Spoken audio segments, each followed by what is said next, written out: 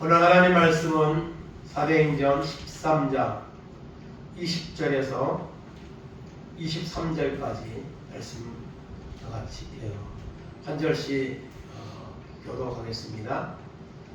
그 후에 선지자 사무엘 때까지 사사를 주셨더니 그 후에 그들이 왕을 구하거늘 하나님이 베냐민 지파 사람 기스의 아들 사울을 40년간 주셨더라.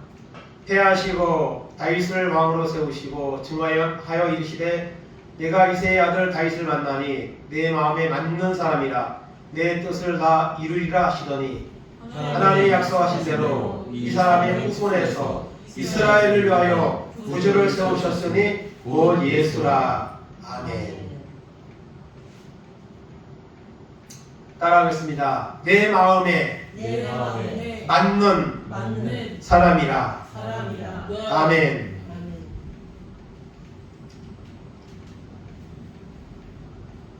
마음에 맞는 사람을 만나는 것은 쉽지 않습니다.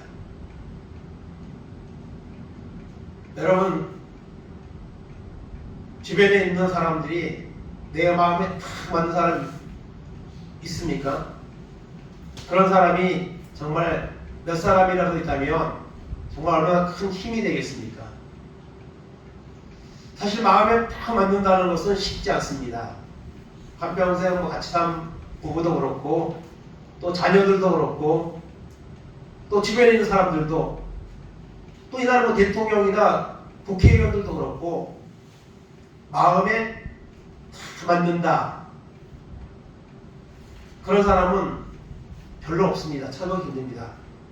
다 내 마음에 안 맞아. 그렇게 생각하는 경우가 더 많죠. 마음에 안 맞는 사람이 정말 되면 좋을 텐데 그렇지 못한 부분이 있습니다.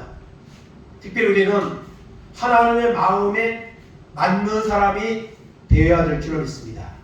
하나님의 마음에 맞는 사람이 되면요, 사람에게도 맞는 사람이 됩니다. 사람에게는 맞는데 하나님 앞에는 안 맞는다. 그거는 그럴 수 없습니다. 하나님의 마음에 맞는 사람은요, 사람들의 관계 속에서도 맞는 사람이 분명히 됩니다. 그래서 나는 하나님에 맞는 사람, 마음에 맞는 사람이 되는데 세상 사람들하고는 마음에 안 맞아도 돼. 그것은 바른 생각이 아닙니다. 하나님의 마음에 맞는 사람이 되면 여러분 놀라운 얘기가 합니다. 하나님의 마음에 맞는 사람 누구죠? 오늘 말씀에 다윗입니다. 그 하나님의 마음에 맞는 다윗을 통하여서 하나님의 뜻을 이루겠다고 말씀하십니다. 우리가 하나님의 마음에 맞으면요, 하나님은 그 사람을 통해 하나님의 역사를 하신다는 거예요. 또 하나님의 마음에 맞는 사람이 어디에 갈까요? 천국도 가는 겁니다. 그래서 오늘 말씀을 통해서 우리는 정말 하나님의 마음에 나는 맞는 사람일까? 한번 다윗을 통해서 한번 우리 자신을 돌아보는 그런 시간이 되기를 바랍니다. 오늘 말씀의 20절에 보면 그 후에 선지자 사무엘 때까지 사사를 주셨더니 그 후에 그들이 왕을 구하거늘 그런 말씀이 나옵니다. 그러니까 이거 사울 왕이 등장하기 전까지 이스라엘은 왕이라는 제도가 없었습니다. 사사가 나라를 이끌었습니다. 사사기에 나오는 사사들, 또 마지막 사사가 바로 사무엘이죠. 이 사사가 나라를 이끄는 그런 지도자의 역할을, 왕의 역할을 했습니다. 그런데 이스라엘 백성들이 어느 순간에 왕을, 세상 나라들 같이 우리가 왕을 세워달라는 이런 요구를 하게 되었습니다. 사무엘상 8장 5절 6절 보겠습니다. 그에게 이르되 보소서 당신은 늙고 당신의 아들들은 당신의 행위를 따르지 아니하니 모든 나라와 같이 우리에게 왕을 세워 우리를 다스리게 하소서 한지라. 우리에게 왕을 주고 우리를 다스리게 하라 했을 때에 사무엘이 그것을 기뻐하지 아니하여 여호와께 기도하매. 아멘. 왕을 원했습니다. 사무엘은 이제 늙어서 이제 세상을 떠날 날이 얼마 안 남았고, 사무엘을 이어서 이제 사사 역할, 제사장의 역할을 해야 될 사무엘의 두 아들 요엘과 아비야가 있습니다. 그런데 그 요엘과 아비야는 사무엘 같지 않았습니다. 돈을 받고 판결을 붙게 해주는 그런 도덕적으로 아주 문제가 있는 엘리사의 두 아들처럼 사무엘이 그 훌륭한 사람이지만 그 자녀들은 그렇게 바로 세우지 못한 거죠. 그래서 그들에게 기대할 수가 없는 거죠. 사무엘과 같은 지도력을 기대할 수가 없죠. 그래서 이스라엘 백성들이 우리에게도 왕을, 모든 나라와 같이 왕을 세워달라고 그렇게 사무엘에게 요청했습니다. 그랬더니 사무엘이 하나님 앞에 기도하겠다고 해서 하나님 앞에 기도했습니다. 하나님 뭐라고 하셨을까요? 안 된다 했습니다. 내가 이스라엘의 왕인데, 하나님 친히 왕이 되셔서 지금까지 이스라엘을 이끌어 주셨는데 하나님을 버리고 세상의 왕을 원한다. 그럼 하나님 기뻐하지 않죠. 그래서 하나님 원하지 않는다 했습니다. 그리고 하나님이 세상의 왕의 제도를 세우면은 생길 수 있는 폐단을 또 말씀하셨어요. 그게 뭡니까? 왕을 세우면요, 그 왕을 지키기 위해서 군대도 가야 되고, 또 왕을 위해서 이 노력을, 일도 해야 되고, 또 왕을 위해서 세금도 내야 되고, 이런 여러 가지 일들을 당하게 될 것이라고 분명한 이유를 들어서 하나님은 안 된다고 했습니다. 그러나 이스라엘 백성들이 하도 강력하게 요청을 하니까 하나님이 그 왕의 제도를 수용하도록 하셨습니다. 그래서 첫 번째로 세운 왕이 바로 뭡니까? 사울왕입니다. 사울왕.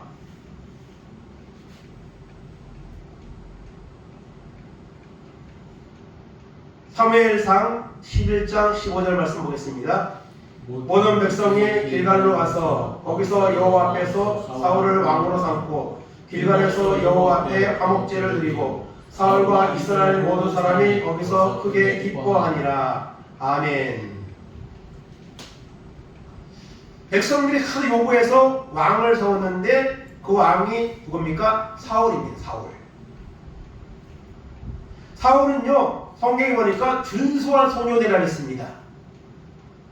그리고 이 사울은요, 백성들보다 그 키가 어깨 이만큼 더 컸다 했습니다. 그래서 아마도 사울왕은 키가 적어도 거의 1m 90 이상 되는 그런 사람이었습니다. 그리고 아주 준수하고 그런 사람이었습니다. 그래서 하나님은 사무엘 제사장을 통해 사울왕을 이스라엘의 초대 왕으로 세우셨습니다. 그러니까 사람들이 다 기뻐했다 했습니다. 드디어 우리도 왕이 있다. 그래서 왕이 된 사울은 처음에는 정말 겸손했습니다. 나라를 잘 통치했습니다. 훌륭한 왕이었습니다. 그런데 사울왕은 초심을 잊어버리고 어느 순간부터 교만한 왕으로 변질되기 시작했습니다. 그래서 사울왕은 큰 죄를 짓게 되는데요. 사울왕이 첫 번째 지은 죄가 무엇입니까? 사무엘상 13장 9절 10절 보겠습니다. 사울이 이르되 번제와 화목제물을 이리로 가져오라 하여 번제를 드렸더니 번제 드리기를 마치자 사무엘이 온지라. 사울이 나가 낮임에 무난하매. 아멘. 사울이 왕이 된 지 2년째 되던 해에 벌어진 일입니다. 블레셋이라는 옆에 있는 나라가 쳐들어왔습니다. 그래서 나가서 전쟁을 해야죠. 그런데 전쟁을 하기 전에 이스라엘은 여러 신령 국가입니다. 왕을 세웠지만 실제로 이스라엘을 통치하는 분은 누구죠? 하나님이십니다. 그래서 이스라엘은 전쟁을 하기 전에 반드시 하나님 앞에 번제를 드리고 난 후에 전쟁에 나가는 그런 이제 모습을 가지고 있습니다. 그래서 사울 왕이 전쟁을 나가야 되는데 사무엘 제사장이 일주일 동안을 출타를 했습니다. 그래서 돌아올 시간이 됐는데 안 오는 거예요. 근데 블레셋 군대는 바로 가까이까지 지금 쳐들어왔습니다. 오고 있습니다. 그러니까 마음이 조급해지는 거죠. 그래도 기다렸어야 돼요. 제사는요, 왕이라고 해서 드릴 수 있는 것이 아닙니다. 제사장만이 할 수 있는 그런 여러분 일입니다. 여러분 대통령이 있다고 해서 대통령이 교회에 와서 설교할 수 있습니까? 설교 못합니다. 간증은 할 수 있지만 설교는 못합니다. 설교 누가 합니까? 세운 죄종들 목사들이 하는 거죠. 그것처럼 제사장만이 할 수 있는 그 제사를 기다려야 되는데 너무 마음이 조급해가지고 제물 가져와라 해서 자기가 제사장이 하는 그 일을 했습니다. 그리고 나서 제사를 마치고 났더니 누가 왔습니까? 사무엘이 온 거예요. 그러니까 기다렸으면 되는 거예요. 그것을 기다리지 못하고 그만 이렇게 큰 죄를 범하는 이런 이제 모습을 갖게 된 것이죠. 그래서 사무엘 제사장이 화가 났습니다. 왕이시여 지금 뭐 하는 겁니까? 왕의 망령 내에 행하였도다.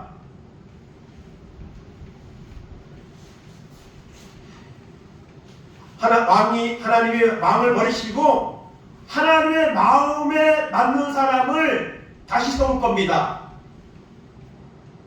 그러나 이 일을 통해서 사울 왕은 하나님의 마음에 맞는 사람에서 이탈되는 거죠.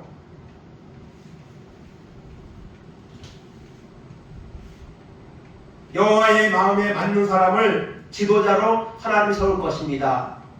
왜 이런 일을 함부로 합니까? 하나님을 믿고 기다리셔야죠. 그래서 사울 왕은 큰 죄를 졌습니다. 그리고 나서 사울 왕은 그것을 그치지 않고 두 번째 또 죄를 또 짓습니다. 이것이 어쩌면 기회였습니다. 하나님과의 관계를 회복할 수 있는 기회였는데 이 기회를 또 놓쳐버립니다. 그 두 번째 여러분 죄는 어떻게 해서 생겼습니까? 하나님이 아말렉을 진멸하라고 명령하셨습니다. 이 아말렉은요, 출애굽 시대에 보면 가나안에 가는 여정에서 이스라엘 백성들을 공격하고 방해했던 그런 민족입니다. 그래서 하나님이 이 아말렉이를 진멸하라. 한 명도 살려두지 말고 아무것도 취하지 말고 완전히 멸해버리라는 명령을 하나님 주셨습니다. 그런데 하나님 말씀대로 하나님의 도우심으로 그 전쟁에서 완전한 승리를 했습니다. 근데 문제는 완전히 멸하지 않고 왕을 사로잡아오고 그 다음에 좋은 것들을 시야에서 가지고 온 겁니다. 그걸 가지고 와놓고 사무엘 제사장이 다시 등장해서 왕이시여 왜 하나님의 말씀을 순종하지 않으십니까? 다 진멸하라고 했는데 이 양이 우는 소리는 무엇입니까? 저건 도대체 왜 가지고 온 겁니까? 하고 책망을 합니다. 그때에도 사울 왕은 자기의 죄를 인정하지 않습니다. 사무엘상 15장 9절 보겠습니다. 사울과 백성이 아각과 그의 양과 소의 가장 좋은 것 또는 기름진 것과 어린 양과 모든 좋은 것을 남기고 진멸하기를 즐겨 아니하고 가치 없고 하찮은 것은 진멸하니라. 아멘. 하찮은 것은 나버려두고요, 좋은 것, 양과 소 이런 것들 아깝잖아요. 진멸하기에. 그걸 시야에 가지고 온 거예요. 그래놓고 누구에게 책임을 돌리죠? 백성들에게. 나를 완전히 멸하라고 했는데 백성들이 이건 너무 좋으니까 아까우니까 이거 가져다가 하나님 앞에 드립시다. 얼마나 그럴듯합니까? 그래서 가지고 왔다는 거예요. 사울 왕은 처음에 하나님의 마음에 합한 부분이 있었습니다. 그러나 교만해지고 그래서 이런 죄를 계속 큰 죄를 짓는 순간 하나님의 마음에서 멀어진 사람이 되었습니다. 그래서 하나님이 당신이 하나님 말씀을 보냈으니 하나님도 당신을 버렸습니다 하고 사무엘이 그렇게 책망을 합니다. 그때서야 막 그냥 사무엘을 붙잡고 잘못을 말하지만 때는 지나갔습니다. 기회는 늘 있는 것이 아니죠. 그래서 그 순간부터 사울왕은 버림받았습니다. 그 후에 왕의 시대를 더욱더 유지하지만 실제로 그 순간 사울왕의 시대는 끝이 난 거예요.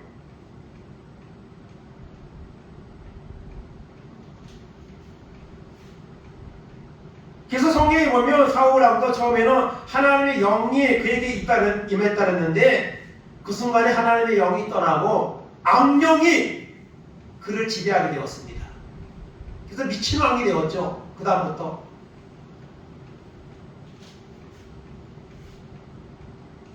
그래서 사사를 주셨더니 그 후에 그들이 왕을 구하거늘 하나님이 베냐민 지파 기스의 아들 사울을 40년간 주셨다가 패하시고 사울은 하나님의 마음에 합한 자가서 벗어나서 교만하게 행하고 제사장이 하는 그 일을 한번 행하고 또 하나님의 말씀을 순종하지 않고 욕심으로 일관한 결과 패함을 당하는 버림을 받는 이런 상태에 이르게 되었다는 것입니다. 그때 사무엘이 변명하는 사울왕에게 한 말씀이 있습니다. 사무엘상 15장 22절 23절입니다. 사무엘이 이르되 여호와께서 번제와 다른 제사를 그의 목소리를 청종하는 것을 좋아하신같이 좋아하시겠나이까. 순종이 제사보다 낫고 듣는 것이 신랑의 기름보다 나으니 이를 거역하는 것은 점치는 죄와 같고 완고한 것은 사신 우상에게 절하는 죄와 같음이라. 왕이 여호와의 말씀을 버렸으므로 여호와께서도 왕을 버려 왕이 되지 못하게 하셨나이다 하니. 아멘. 순종이 제사보다 낫습니다. 하나님은 번제보다 순종을 원하십니다. 하나님이 원하지 않는 제물을 가져다가 드린다고 하나님이 그걸 기뻐하겠습니까? 자, 여러분, 하나님 있는 사람들은요, 일을 해도요, 직업을 선택해도 잘 선택해야 됩니다. 세상에는요, 필요하지 않는 직업도 많습니다. 다른 사람이 해를 끼치는 직업도 많습니다. 그런 직업을 내서 돈을 벌어서 하나님께 드리면 하나님 그걸 받으시겠습니까? 그러니까요, 직업도요, 꼭 필요한 직업, 그걸 잘 선택해야지, 그냥 돈이 된다고 해서 뭐 도박을 한다든가, 술 장사를 한다든가, 그런 거는요, 하나님 있는 사람 하면 안 됩니다. 안 해도 세상 사람들이 합니다. 하나님 기뻐하지 않는 것이죠. 그걸 분별해야죠. 그래서 사울왕은 하나님 앞에 버림을 받았습니다. 그리고 그 나중에 하나님은 또 다른 왕을 준비하고 계셨습니다. 그것이 누굽니까? 바로 다윗입니다. 하나님이 다윗을 준비하고 있었습니다. 다윗은 어떤 사람입니까? 다윗은요, 정말 믿음의 사람입니다. 하나님의 마음에 맞는 사람이라 했잖아요. 다윗은요, 첫째로 찬양하는 사람이었습니다. 시편 23편 1절 2절 보겠습니다. 여호와는 나의 목자시니 내게 부족함이 없으리로다. 그가 나를 푸른 풀밭에 누이시며 실만한 물가로 인도하시는도다. 아멘. 시편에는 150편 중에 다윗이 쓴 시가 73개가 있습니다. 절반입니다. 거의. 그 내용을 보면요, 찬양하는 내용이고 또 하나님의 고통 중에 기도하는 내용입니다.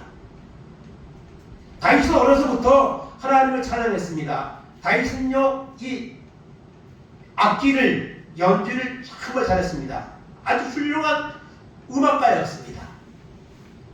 그래서 양을 치는 중에도 항상 다윗은 시로 하나님 앞에 찬양을 드렸습니다. 그래서 여러분, 다윗이 지은 시는요, 오늘날 많은 찬송가, 복음성가의 가사가 되었습니다. 시편 23편만 해도 23편으로 만든 찬양이 얼마나 많습니까? 다윗은 하나님을 찬양하는 사람이었습니다. 법궤가 들어올 때는요, 그냥 그 왕의 그 가운이 벗어진지도 모르고 춤을 추며 하나님을 찬양했던 사람입니다. 정말 하나님을 찬양하는 삶을 하나님을 높이는 삶을 살았던 사람이 다윗입니다. 어렸을 때부터. 그렇죠. 그리고 다윗은 또 어떤 사람입니까? 양떼들을 지키는 사람입니다. 자기에게 주어진 일을 갖다가 최선을 다해서 그것을 갖다가 수행하는 사람이었습니다. 사무엘상 16장 11절 상관자입니다. 또 사무엘이 이새에게 이르되 내 아들들이 다 여기 있느냐? 이새가 이르되 아직 막내가 남았는데 그는 양을 지키나이다. 아멘. 사울왕이 벌받고 난 후에 사무엘 제사장은요 큰 낙심 가운데 빠져 있었습니다. 이스라엘의 아무랑 암나를 내다보면서 이제 자기는 살 날이 얼마 안 남았는데 이스라엘을 이끌어갈 지도자는 하나님 버림받고 두 아들은 그렇게 잘못된 길을 가고 있고, 그때 하나님 말씀하셨습니다. 사무엘에게 베들레헴 이새의 집으로 가라. 그 이새의 아들들 중에 이스라엘의 왕이 될 사람이 있다. 하나님 말씀하셨습니다. 그래서 사무엘 제사장이 베들레헴에 있는 이새의 집에 갔습니다. 그리고 아들들을 나오라고 했습니다. 그 아들들이 면접을 받으려고 사무엘 앞에 섰습니다. 첫째가 나왔습니다. 첫째가 누구죠? 엘리압입니다. 이 엘리압은요 정말 이 외모로 보면 정말 왕이 될 그런 이제 풍채와 모습을 가지고 있었습니다. 그래서 사무엘은 하나님이 이렇게 아주 훌륭한 왕이 될 사람을 준비하고 계셨구나. 그래서 그 엘리압의 머리에 기름을 부으려고 했습니다. 그런데 사무엘 제사장 마음속에 하나님의 음성이 들려옵니다. 아니다. 그 사람은 왕이 될 사람이 아니다.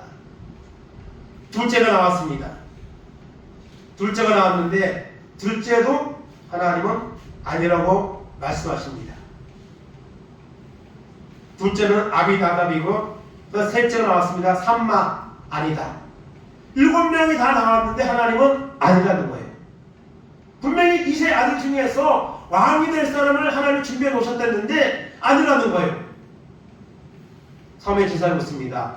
이세에게 묻습니다. 당신 아들들이 이게 다입니까? 그랬더니 이세가 말합니다. 아닙니다. 막내가 하나 있는데 들에서 양을 치고 있습니다.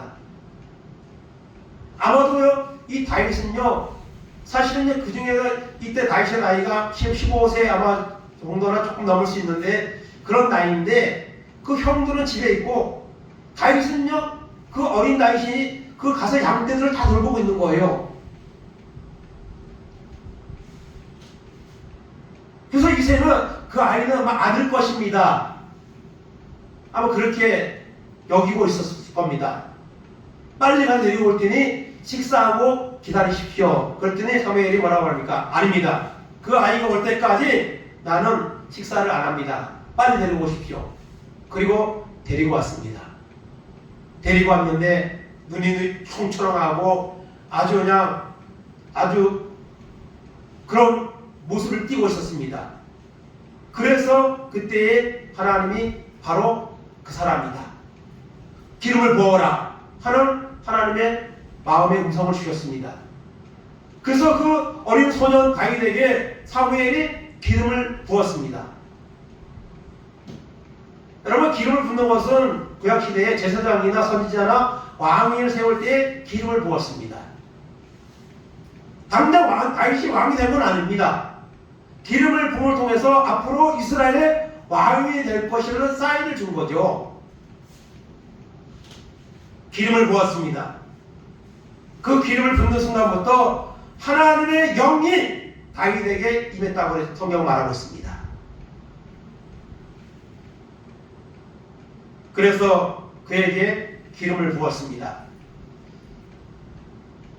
7절 보겠습니다.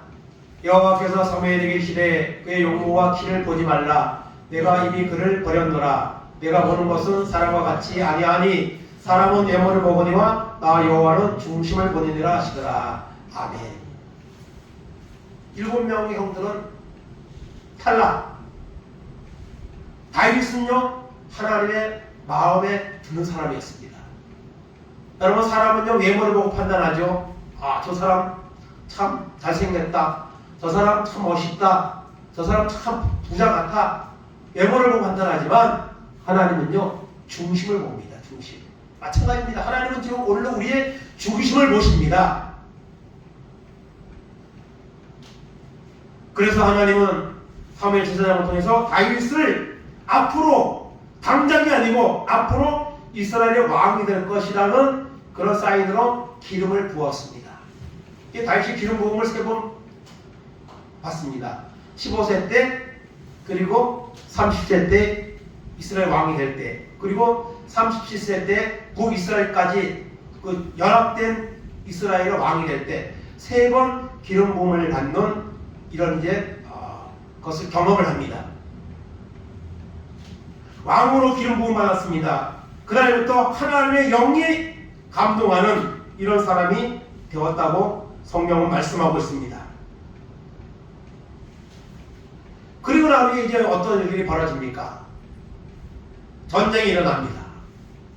그 블레셋이 사울한테도 쳐들어왔는데 그 이스라엘에 가까운 나라에 있어서 자주 침범을 했습니다. 그때 이때도 이제 전쟁이 났는데 그 블레셋에서 이제 많은 군사를 데리고 왔는데 그 중에서 그 장군이 누굽니까? 그 데리고 온 장군이 있는데 바로 누굽니까? 골리앗입니다. 이 골리앗에 대해서 말씀하고 있는데 사무엘상 17장 4절 보겠습니다. 블레셋 사람들의 진영에서 싸움을 도두는 자가 왔는데 그의 이름은 골리앗이요 가드 사람이라 그의 키는 6규빗 1뼘이요. 아멘.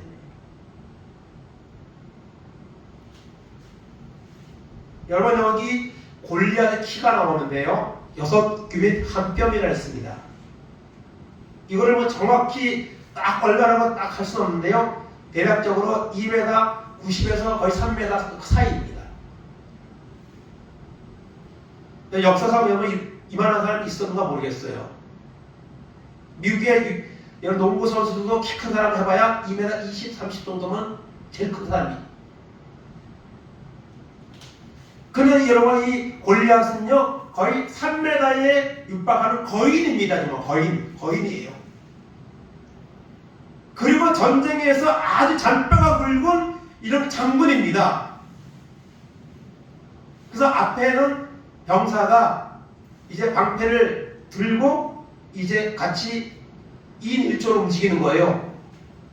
그런데 앞에 나오는 장군, 그 병사도 아마 좀 싸움 좀 하고 덩치도 있을 거예요. 그런데 골리앗에 비하면 너무 작죠. 뭐 2m 정도 된다 해도 1m 차이가 엄청나잖아요. 그렇게 이제 방패를 잡고 앞에 같이 이렇게 움직이는 거예요. 그리고 이 골리앗은 나와서 이스라엘 백성들에게 막 험한 말들을 쏟아내기 시작합니다. 능멸하는 말들 합니다. 그리고 제안을 합니다. 뭐 여러 사람이 붙을 거 있느냐? 이스라엘에서 제일 싸움을 잘하는 사람 한 사람 대표로 나와서 나랑 1대1로 붙어서 지는 편이 항복하는 걸로 하자. 그렇게 말하면서 소리를 칩니다. 그랬더니 이스라엘에서 아무도 나갈 사람이 없습니다. 그 누가 나가려고 그랬습니까? 가면 죽을 텐데. 그래서 다 두려워 있습니다. 그런데 그 전쟁터에 누가 왔습니까? 다윗이 왔습니다. 왜 왔느냐? 형들이 아까 3명이 이름 나왔는데 이 3명의 형들이 전쟁터에 군대에 나가 있습니다. 그래서 아버지가 형들에게 음식도 갖다 주고 또 형들이 전쟁터에서 잘 있는지 안부를 살피고 오라고 다윗을 보낸 거예요. 심부름을 온 겁니다. 그래서 여기에서 보면 이제 다윗의 나이가 대충 나오는 거죠. 왜냐면요 그 당시 20살 이상이 이 전쟁터에 군대에 갔습니다. 우리나라도 군대 가는 나이가 있잖아요. 20살 정도면 군대 가잖아요. 그 이전에는 가고 싶어도 못 가죠. 안 받아주죠. 그리고 그 다음에 그 밑에 형제들이 몇 명 있어요. 3명이 있고 그다음 4명이 또 있잖아요. 그 밑에 다윗입니다. 그러니까 다윗이 이때 나이가 아마 15세, 한 16세 그 정도 됐을 거라고 이렇게 추정을 할 수가 있는 겁니다. 정확한 것은 나이가 안 나오지만 성경에는요. 다윗이 전쟁터에 형들의 심부름을 왔습니다. 아버지의 심부름으로 형들을 만나러 왔습니다. 그랬더니 형들이 다윗에게 너 이거 뭐하러 왔냐? 너 전쟁 구경하러 왔냐? 빨리 집으로 가라 말합니다. 그때 다윗은 이 골리앗이 이스라엘 백성들에게 험한 말을 쏟아내고 능멸하는 말들을 듣습니다. 그런데 아무도 나가서 싸우지 않는 거예요. 벌벌벌 떨고 있는 거예요. 그 모습을 보면서 다윗의 마음에 막 화가 나는 거예요. 그래서 다윗이 사울왕을 찾아갔습니다. 그리고 내가 나가서 저 골리앗과 싸우겠다는 거예요.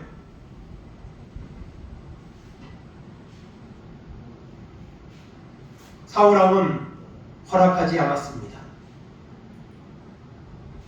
34절 36절 보겠습니다. 다윗이 사울에게 말하되 주의 종이 아버지의 양을 지킬 때에 사자나 곰이 와서 양떼에서 새끼를 물어가면 내가 따라가서 그것을 치고 그 입에서 새끼를 건져내었고 그것이 일어나 나를 해하고자 하면 내가 그 수염을 잡고 그것을 쳐 죽였나이다. 주의 종이 사자와 곰도 쳤은즉 살아계신 하나님의 군대를 모욕한 이 할례 받지 않는 블레셋 사람 이리이까 그가 짐승의 하나와 같이 되리이다. 아멘.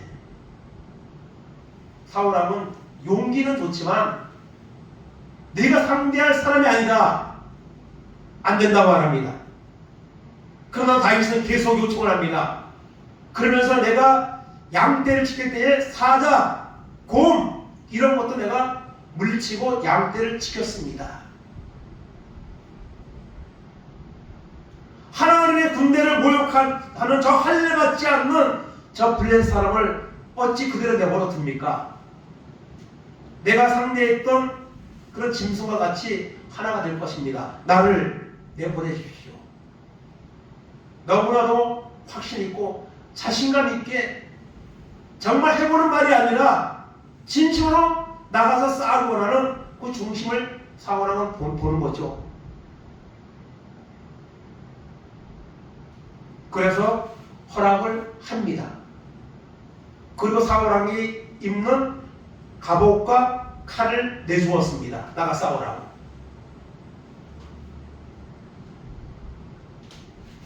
그래서 다윗이 사울왕이 주는 갑옷을 입고 칼을 들었습니다. 근데 너무 불편한 거예요. 그래서 여기서 보면요, 이 다윗도 비록 나이는 뭐 15세, 16세지만은 아마 체격은 좋았던 것 같아요. 뭐 초등학생 같은 사람이라면 사울왕이 거의 키가 2m가 되는데 그 갑옷을 입으라고 좋겠어요? 어느 정도는 맞는 그런 체형일 수가 있습니다. 그러나 다윗은 군대를 간 적도 없고 그런 갑옷을 입어본 적도 없습니다. 너무 무겁고 불편한 거예요.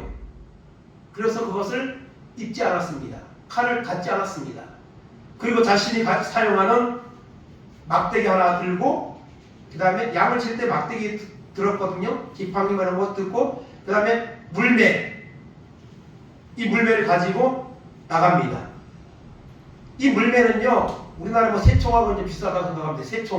새총의 고무줄을 나무에다 해서 땡 갖다 놓으면은 그걸 이제 뭐 참새 정도 잡죠. 이 물매는요, 끈에다가 가죽 같은 걸 이렇게 달아서 거기다 돌을 넣고 이거를 돌리는 거예요. 돌리다가 놓으면 원심력에 의해서 돌이 날아가는 겁니다. 그래서 뭐 양이나 사자나 그런 짐승이 나타나면 그걸 맞으면은 죽진 않아도 도망가겠죠. 그런 식으로 물리친 거죠. 그거를 가지고 나간 거예요. 나갔더니 골리앗이 비웃습니다. 아니 이스라엘에 그렇게 싸울 사람이 없느냐? 이런 소년을 내보냈느냐? 그러니까 내가 뭐 개인지 아냐? 막대기 하나 들고 나와 싸우겠다고? 말도 안 되는 거죠. 그래서 골리앗이 화가 나가지고 당장에 너를 죽여서 들짐승에게 던져주겠다고, 먹잇감으로 던져주겠다고 그 골리앗이 화가 나가지고 막 다윗을 향해서 달려옵니다. 그때 다윗이 한 말이 있습니다. 사무엘상 17장 45절입니다. 다윗이 블레셋 사람에게 이르되 너는 칼과 창과 단창으로 내게 나아오거니와 나는 만군의 여호와의 이름 곧 내가 모욕하는 이스라엘 군대의 하나님의 이름으로 내게 나아가노라. 아멘. 너는 칼과 창과 단창을 가지고 나오지만 나는 하나님의 이름으로 나간다. 하나님의 이름으로. 하나님의 이름으로. 여러분, 다윗이 단순히 용기 있는 사람이어서 나간 것이 아니죠. 다윗은요, 하나님을 신뢰하는 거예요. 하나님이 나에게 저 골리앗을 붙여주셨다고 확신하는 거예요. 그리고 이길 자신감이 있고 하나님이 분명히 도와줄 거라는 이런 확신이 있는 거예요. 그래서 이런 말을 하는 거죠. 하나님의 이름으로 나는 나간다. 하나님이 내 뒤에 있다. 하나님이 나를 도와주신다. 그러므로 너는 아무리 거인이라도 장군이라도 반드시 내가 너를 이길 것이다. 그런 선언을 하는 거예요. 골리앗은 화가 나가지고 당장에 죽일 기세를 가지고 다윗에게 다가옵니다. 그때 다윗은 준비했던 물매 돌 5개를 준비했는데 하나를 갖다가 물매다가 장착을 합니다. 그리고 돌리기 시작합니다. 그리고 나서 물매를 갖다 던졌는데 어떻게 됐습니까? 골리앗의 이마에 그 돌이 박혔다 했습니다. 어떤 사람은 말합니다. 이걸 설교하면서 그 돌은 골리앗의 이마에 맞게 돼 있다는 거예요. 맞게 돼 있다는 거예요. 이렇게 던져도 맞고 저렇게 던져도 맞고 맞게 돼 있다는 거예요. 그렇게 재미있게 표현하는 분이 있는데요. 여러분, 그것이 여러분 운이 좋아서 맞은 것이 아닙니다. 맞게 돼 있는 것이어서 맞은 거 아닙니다. 여러분, 다윗은요 양떼를 지키면서 이 물매를 갖다가 수없이 훈련한 사람입니다. 그리고 또 거기에 하나님의 도우심이 있었던 거죠. 하나님의 도우심이 먼저지만 다윗은 그만큼 그거를 많이 다뤘고 그런 자신감도 있고 그런 이제 모습도 준비되어 있는 거예요. 다른 부분에 맞았다면 아마 이 골리앗이 쓰러지지 않았을 겁니다. 그런데 여러분, 거기 이마에 정확히 물매가 맞은 거예요. 자갈이 맞은 거예요. 돌이. 시속 몇 킬로로 날아간지 모르겠어요. 그렇지만 그 빨리 날아간 돌이 여기 딱 맞으니까 어떡합니까? 그 자리에서 쓰러지죠. 그 자리에서 쓰러지죠. 사람이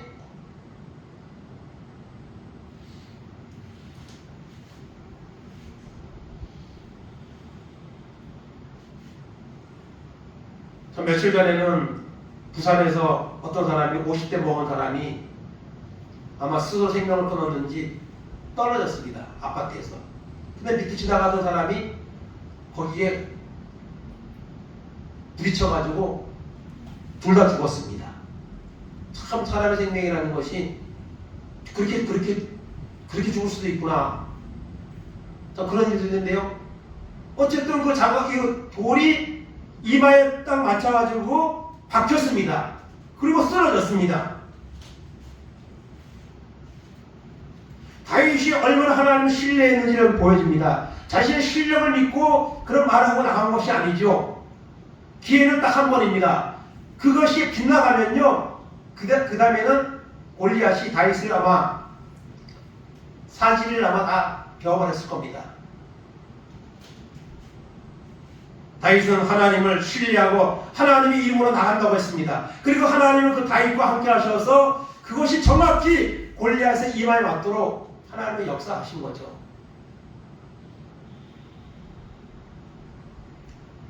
그래서 다윗은 그 다음에 어떻게 합니까? 51절입니다. 다윗이 달려가서 블레셋 사람을 밟고 그의 칼을 그 칼집에서 빼내어 그 칼로 그를 죽이고 그의 머리를 베니 블레셋 사람들이 자기 용사의 죽음을 보고 도망하는지라. 아멘. 골리앗이 쓰러졌습니다.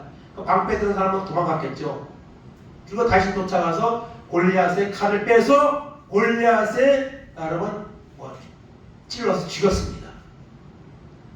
그 순간 블레셋 군대는 사기를 잃어버렸고 이스라엘 군대는 사기가 충만해져 가지고 그 전쟁에서 큰 승리를, 완전한 승리를 거두는 이런 역사가 일어났습니다. 그 이후에 다윗은요 사울왕이 장군으로 임명을 합니다. 그리고 다윗은요 수많은 전쟁에서 또 승리를 가져오는 이런 영웅으로 이제 등장을 합니다. 사무엘상 18장 14절 16절입니다. 다윗이 그의 모든 일을 지혜롭게 행하니라. 여호와께서 그와 함께 계시니라. 사울은 다윗을 그의 지혜롭게 행함을 보고 그를 두려워하였으나 온 이스라엘과 유다는 다윗을 사랑하였으니 그가 자기들 앞에 출입하기 때문이었더라. 아멘. 그날부터 다윗은요 나라의 영웅이 되었습니다. 훌륭한 장군이 되었습니다. 수많은 전쟁의 승리를 거두어오는 이런 사람이 되었습니다. 사울하고는요 너무너무 큰 축복이죠. 그런 사람이 밑에 장군이 있다는 게. 그런데 사울왕은 이미 하나님 버림받아서 잘못된 판단과 생각을 하죠. 그래서 사람들이 다윗을 왕으로 세우고 나를 패할 거다. 그런 이제 걱정을 하면서 다윗을 죽이려고 하죠. 그리고 다윗은 그부터 10년 동안을 거의 도망 다니는 삶을 살게 됩니다.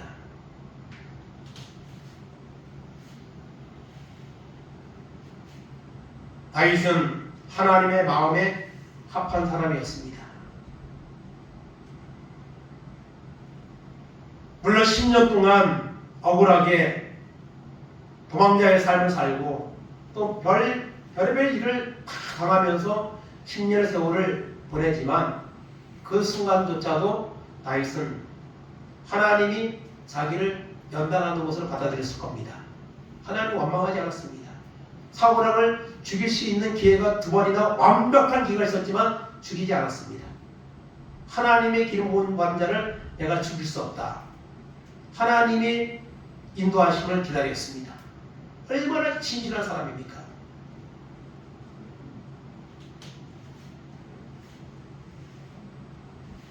사울왕의 시대가 끝나고 다윗의 시대가 열릴 때에 다윗은 하나님을 찬양했습니다. 사무엘하 22장에 보면 그 찬양이 쭉 나오는데요. 그 중에 몇 절 보겠습니다. 여호와여 주는 나의 등불이시니 여호와께서 나의 어둠을 밝히시리다. 내가 주를 의뢰하고 적진으로 달리며 내 하나님을 의지하고 성벽을 뛰어넘나이다. 하나님의 도는 완전하고 여호와의 말씀은 진실하니 그는 자기를 피하는 모든 자에게 방패시로다. 아멘. 사울왕의 시대가 끝나고 드디어 기다리던 다윗의 시대가 열립니다. 그때 다윗은 고백합니다. 하나님은 나의 등불이십니다. 나의 어둠을 밝혀주십니다. 내가 주님을 의뢰하고 적진을 달리며 내가 하나님을 의지하고 성벽을 뛰어넘나이다. 얼마나 멋있는 이 고백인지 몰라요. 하나님의 말씀은 완전합니다.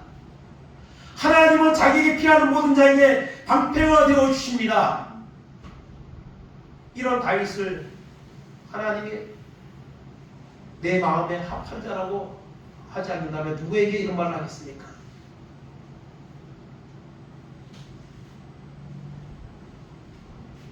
사무엘상 18장 14절 16절 이것은 제가 요 위에 성경 구절을 조금 수정을 안 했는데 역대상 29장 아마 17절일 겁니다. 나의 하나님이여 주께서 마음을 감찰하시고 정직을 기뻐하시는 줄을 내가 아나이다. 내가 정직한 마음으로 이 모든 것을 즐거이 드렸사오며 이제 내가 또 여기 있는 주의 백성이 주께 자원하여 드리는 것을 보니 심히 기쁘도소이다. 아멘.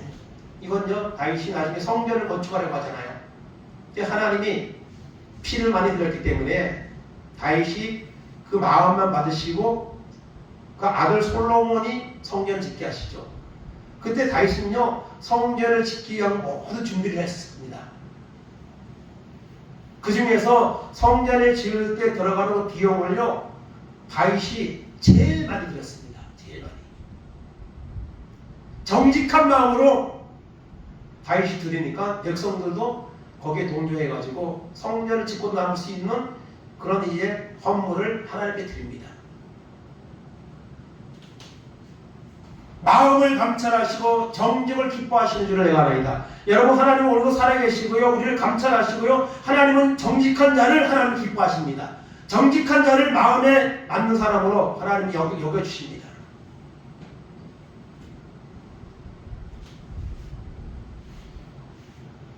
다윗은 하나님의 마음에 합한 사람이었습니다. 물론 바세바 사건이나 또 인구 병력 조사를 하는 것 때문에 또 이런 실수를 하기도 합니다.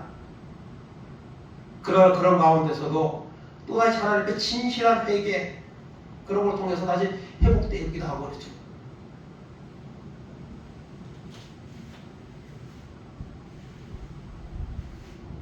다윗은 하나님의 마음에 합한 사람이었습니다. 오늘 하나님은요 중요한 것은 오늘 이제 다윗에 대해서 쭉 이제 말씀을 드렸는데요. 중요한 것은 나는 하나님의 마음에 맞는 사람인가? 다윗은 하나님의 마음에 합한 사람이었습니다. 하나님의 다윗을 사용하셨습니다. 때로 큰 실수를 했지만 정직하게 회개하는 그를 용서하시고 다시 세워주셨습니다. 중요한 것은 나입니다.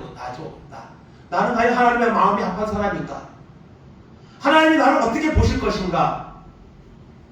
다니엘서 5장 25절 17절입니다. 기록된 글자는 이것이니 곧 메네메네 되게 우바르시니라. 그거를 해석하건대 메네는 하나님이 이미 왕의 나라의 시대를 세워서 그것을 끝나게 하셨다 하며 대개는 왕을 저울에 달아보니 부족함이 보였다 하며 아멘. 벨사살 왕이 성전에서 쓰는 그릇을 가져다가 거기다 술을 받아서 마시며 잔치를 했습니다. 그때 하나님이 진노하셔서 벽에서 손이 나오더니 글씨를 막 쓰는 거예요. 벨사살 왕과 그 잔치에 참여했던 사람들이 두려움에 빠졌습니다. 그리고 나중에 다니엘이 와서 그 뜻을 해석을 하죠. 메네메넬 되게 우바르시라는 글이 써졌는데 그것은 왕의 나라의 시대가 끝났습니다. 하나님이 당신을 저울에 달아보니 부족함이 보여서 왕의 나라를 생명을 하나님 폐하시고 나라를 폐하셨습니다. 사무엘상 2장 3절에서 한나는 고백했습니다. 여호와는 지식의 하나님이라 행동을 알아보신다 했습니다. 하나님이 한나의 태를 막으셨습니다. 근데 한나는 성전에 가서 기도하는 경우가 하나님의 태의 문을 열어주셨습니다. 그때 하나님을 찬양하면서 하나님은 지식의 하나님이라 행동을 달아보시느라 하나님 우리의 마음을 우리의 믿음을 하나님은 달아보십니다. 과연 나는 하나님의 마음에 맞는 사람인가? 맞는 사람이 되기 위한 이런 소원이라도 품고 있는가? 우리 자신을 돌아보기를 원하는 것입니다. 마태복음 7장 21절 23절입니다. 나더러 주여 주여 하는 자마다 다 천국에 들어갈 것이 아니요 다만 하늘에 계신 내 아버지의 뜻대로 행하는 자라야 들어가리라. 그날에 많은 사람이 나더러 이르되 주여 주여 우리가 주의 이름으로 선지자 노릇하며 주의 이름으로 귀신을 쫓아내며 주의 이름으로 많은 권능을 행하지 아니하였나까 하리니 그때 내가 그들에게 밝히 말하되 내가 너희를 도무지 알지 못하니 불법을 행하는 자들아 내게서 떠나가리라 하리라. 아멘. 어떤 분은 이걸 성경에서 제일 두려운 말씀이라고 말하는데요. 입으로만 주여 주여 한다고 교회만 다닌다고 해서 천국 가는 것이 아니고 아버지의 뜻대로 하나님의 말씀대로 행하는 자가 갑니다. 다윗은요 하나님의 말씀대로 행하는 사람이었습니다. 하나님의 때를 기다리는 사람이었습니다. 하나님을 찬양하는 사람이었습니다. 자기에게 주어진 일을 최선을 다하는 사람이었습니다. 하나님의 말씀을 꿀송이보다 더 귀하게 여기는 사람이었습니다. 마지막 하나님 앞에 서는 날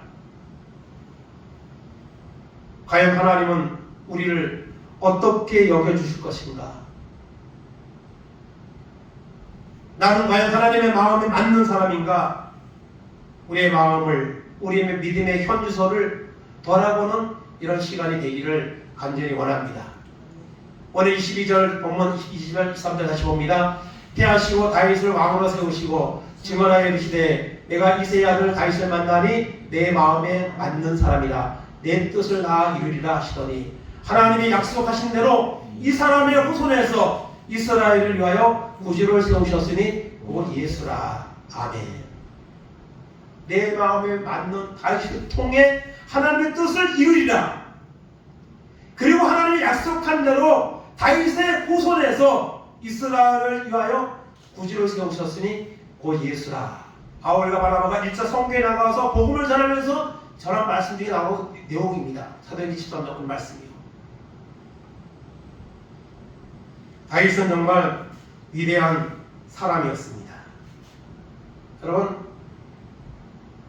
이 말씀을 전하면서 다윗에 대해서 여러 가지 인터넷에서 검색을 하다 보니까요, 성경에 다윗의 이름이 제일 많이 등장한대요. 800번 정도 등장합니다. 800번. 다윗의 이름이요. 특별히 신약 성경 마태복음 1장 1절, 계시록 22장 마지막 부분에 가서 또 다윗의 이름이 시작되고 다윗의 이름이 끝납니다. 물론 예수님이 중심이지만 마태복음 1장 1절 봅니다. 아브라함과 다윗의 자손 예수 그리스도의 계보라. 요한계시록 22장 16절, 예수는 교회를 위하여 내 사자를 보내어 이것들을 너희에게 증언하게 하였노라. 나는 다윗의 뿌리요 자손이니 곧 광명한 새벽별이라 하시더라. 아멘. 다윗의 자손 예수 그리스도의 계보라. 나는 다윗의 뿌리요 내 자손이니 광명한 새벽별이라 예수님이 말씀하십니다. 정말 다윗은요, 하나님의 마음에 합한 사람이었습니다. 맞는 사람이었습니다. 물론 그도 인간이기 때문에 죄를 지었습니다. 큰 죄도 지었습니다. 그러나 하나님의 책망 앞에 정말 눈물로 회개하며 다시 하나님 앞으로 돌아가서 하나님의 마음에 맞는 사람으로 인정받고 살았던 사람입니다. 오늘 말씀을 통해 오늘 이 마지막 시대에 우리가 하나님의 부름을 받아 하나님을 믿고 있는데 또 하나님의 사명을 우리가 받았는데 과연 하나님의 마음에 맞는 사람인가? 하나님의 마음에 맞는다면 하나님은 그를 통해 하나님의 뜻을 이루신다고 말씀하고 있습니다.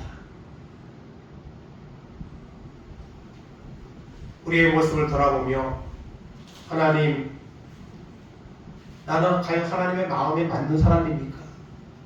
하나님에 맞는 사람이 되기 위한 소원이라도 내가 품고 있습니까? 돌아보면서 오늘 말씀을 통해서 기억하며 다윗을 기억하며 하나님, 다윗같이 내가 될지는 못할지라도 하나님에 맞는 사람이 되기 원합니다. 하나님에 맞는 사람이 될 수 있도록 하나님 나를 만나주시고 변화시켜주시고 인도하여 주옵소서. 이런 겸손한 마음으로 하나님을 찾을 때 하나님은 우리를 만나주시고 우리가 하나님의 마음에 맞는 사람으로 조금씩 변해갈 수 있는 은혜를 베풀어 주시는 줄로 믿습니다. 이 마지막 때에 하나님의 마음에 맞는 사람이 되어서 하나님의 영광을 드러내고 하나님의 주시는 역사를 체험하며 살아가는 이런 위대한 믿음이 우리 가운데 임하기를 주님의 이름으로 축원을 드립니다. 아멘. 이 시간 다같이 진실하게 찬양 부르고 시간은 너무 큰 소리가 아닌 욱절이는 기도로 겸손히 우리의 믿음의 여정의 발자취 지나온 시간들을 현주소 앞으로의 내 나아갈 믿음의 소원을 하나님 앞에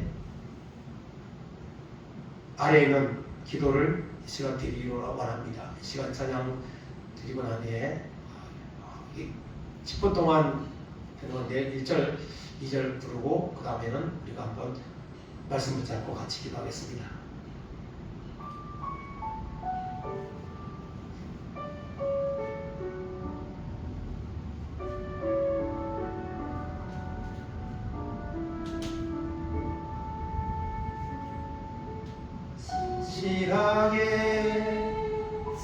진실하게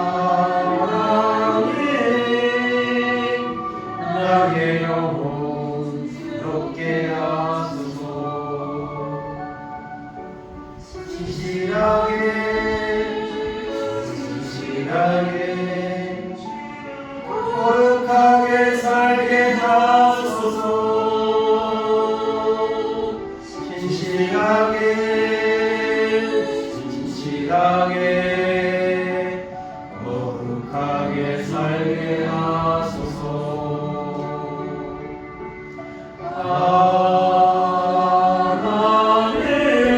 하나님 나의 기도 들어주소서.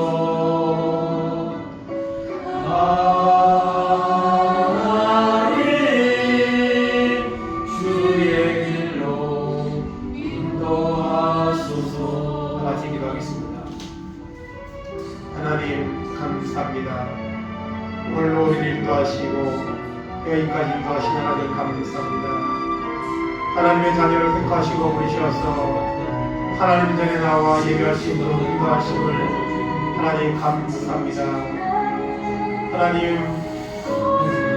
다윗을 만나니 하나님의 마음에 맞는 사람이라 내가 그것을 통해 내 나의 뜻을 이루리라고 말씀하셨습니다. 그리고 그를 통해 그 자손에서 예수 그리스도가 나실 것이라고 말씀하셨습니다. 하나님 우리의 마음을 돌아보게 하옵소서. 하나님 바라보게 하여 주옵소서. 이 마지막 재앙만을 세상 속에서 하나님 거룩하게 살기 원합니다. 신실하게 살기 원합니다. 하나님의 마음에 합한 사람이 되기 원합니다. 하나님 우리 연약한 모습을 돌아보게 하시고 버리게 하시고 주님 찾아와 우리를 만나 주시옵소서. 하나님 바라보게 하시고 거룩한 사람으로 살아갈 수 있도록 하나님의 뜻에 합한 사람으로 살아갈 수 있도록 하나님 은총을 풀어주셔서 주님 앞에 우리는 신실한 삶이 될 수 있도록 하나님 역사하시고 붙잡아주시옵소서. 하나님 바라보게 하시고 순종하며 살아가는 놀라운 은혜가 우리 가운데 임하도록 인도하여 주시고 아버지 함께 하셔서 아버지 앞에 믿음으로 나아가게 하시고 입으로만 지어지는 자가 아니라 하나님의 뜻대로 행하는 자가 되게 하옵소서. 하나님을 찬양하게 하시고 하나님 앞에 기도하게 하시고 하나님의 말씀에 순종하는 사람 되게 하여 주옵소서. 거룩한 사람이 되게 하여 주옵소서. 하나님의 마음에 합한 사람 되게 하시고 사람에게도 합한 사람으로 살아갈 수 있는 은혜가 우리 가운데 임하도록 인도하셔서 오직 주님 앞에 영광 돌리는 그 삶이 되어서 하나님의 뜻을 이루게 하시고 하나님의 놀라운 역사가 무사하는 임하는 은혜가 있도록 인도하시고 하나님 붙잡아 주시옵소서. 감사합니다. 하나님 감사합니다. 이새의 아들 다윗을 만나니 내 마음에 합한 자라고 말씀하시며 그에게 기름 부으라고 하나님 말씀하셨습니다. 사람은 외모를 보지만 하나님은 중심을 보신다고 했습니다. 하나님 아버지, 하나님이 보시기에 우리의 믿음의 모습은 어디까지 와 있습니까? 하나님은 우리의 행동을 달아보신다고 했습니다. 하나님의 저울에 다를 때에 우리의 모습은 어떤 모습일까요? 우리의 모습을 돌아보게 하시고 다윗과 같이 어떤 순간에도 하나님을 바라보며 진실하고 신실하게 살아가는 하나님의 사람들이 되기를 원합니다. 그런 자를 통해 하나님의 뜻을 이루시고 그런 다윗을 통해 그 후손에서 다윗이 등장하는 이런 하나님의 은총을 베풀어 주셨습니다. 이 마지막 재앙하는 세대 속에서 우리가 하나님의 온전히 바라며 신실한 믿음으로 살아갈 수 있는 은혜가 있도록 주님 우리를 찾아와 만나 주시고 우리를 변화시켜 주시고 거룩한 사람으로 살아갈 수 있는 은혜를 베풀어 주옵소서. 주님의 마음에 합한 사람이 되기 원하는 소원을 가지고 하나님의 말씀을 듣게 하시고 하나님 앞에 은혜를 구하는 우리 모두가 될 수 있도록 은혜를 베풀어 주시옵소서. 감사드리며 예수님의 이름으로 기도하옵나이다. 아멘.